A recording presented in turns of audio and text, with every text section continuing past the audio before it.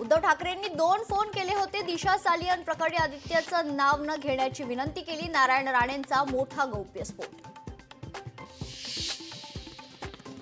दिशा सालियन प्रकरण दडपण्याचे खरं तर अनेक प्रयत्न झाले. सगळ्याचा करता करविता सचिन वझेच. नारायण राणेंचा गंभीर आरोप.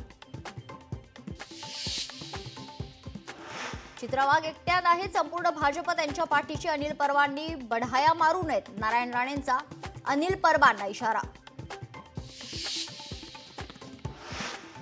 जयंत पाटलांसोबत शेतीमध्ये एआयच्या वापराबाबत चर्चा झाली. अजित पवारांचं बंद दाराच्या चर्चेबाबत स्पष्टीकरण.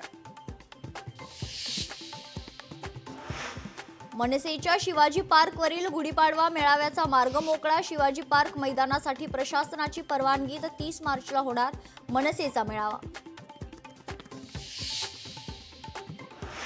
अफवा पसरल्यानं नागपुरात हिंसेची घटना. हिंसाचार करणाऱ्यांवर कारवाई होणार. हिंसाचारात झालेलं नुकसान आरोपींकडूनच वसूल करणार, अन्यथा त्यांची संपत्ती जप्त.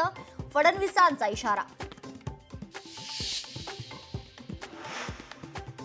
प्रशांत कोरटकर कोलकाता मार्गे दुबईला गेला. सूत्रांची माहिती. कोरटकरचा मुंबई उच्च न्यायालयात अटकपूर्व जामिनासाठी अर्ज. तर कोरटकर बाबत लुकआउट नोटीस जारी.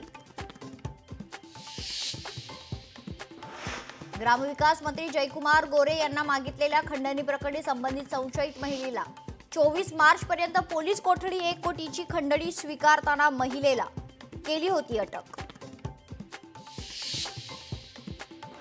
स्नेहल जगताप यांचा राष्ट्रवादीतील प्रवेश अखेर निश्चित. अजित पवारांच्या उपस्थितीत महाडमध्ये होणार पक्षप्रवेश.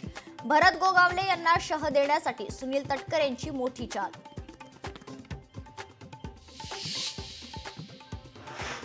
पंतप्रधान मोदी बँकॉकमध्ये 6व्या बिमस्टेक शिखर परिषदेत होणार सहभागी. थायलंडमध्ये.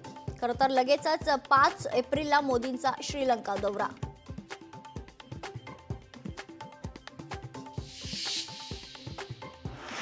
आजपासून रंगणार आयपीएलचा थरार. कोलकाताच्या ईडन गार्डन मैदानात कोलकाता नाईट रायडर्स आणि रॉयल चॅलेंजर्स बँगलोर आमने सामने.